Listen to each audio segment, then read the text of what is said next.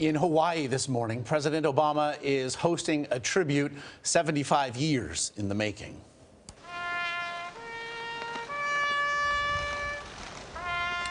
Japan's Prime Minister Shinzo Abe laid a wreath at the National Memorial Cemetery of the Pacific yesterday.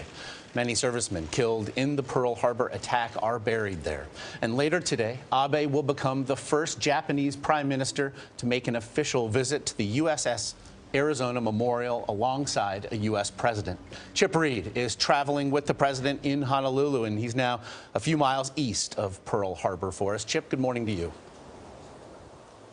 Well, good morning. Today's tribute is intended to help strengthen U.S.-Japan ties and to help close the wounds of war. As the two leaders pay their respects to the thousands who died, they will encourage the world to remember this history so that it is never repeated. The surprise attack by the Japanese on December 7, 1941 at Pearl Harbor killed more than 2,400 people. 1,177 sailors perished on the USS Arizona. In May, President Obama made a historic visit to Hiroshima, Japan. The United States dropped an atomic bomb there in August 1945, killing more than 100,000 people. Mr. Obama said he wanted to remind the world of the agony of nuclear war. We have a shared responsibility to look directly into the eye of history and ask what we must do differently to curb such suffering again.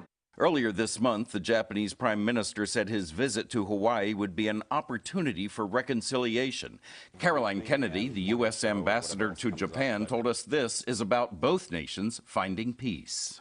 And what they really are doing is showing their respects and to those who sacrifice. The tributes are an important step forward, according to retired Admiral Dennis Blair, former commander of Pacific Forces. It's not that history will be forgotten, but it will be as a historical event that's led to greater things, not as something that will gnaw on the history of both countries. With that shared history, the two countries head into a new year and a new administration. Prime Minister Abe met with President-elect Trump in New York just days after the election. Ambassador Kennedy is confident the U.S.-Japan partnership will remain on solid ground. I think the alliance is so strong and it has so much bipartisan support. I think President Trump, I think that he'll recognize that. President-elect Trump criticized Japan during the campaign on trade and for not paying enough for its own defense. But Ambassador Kennedy said the relationship must and will remain strong during a Trump administration. Vlad? Chip Reid in Honolulu. Thanks, Chip.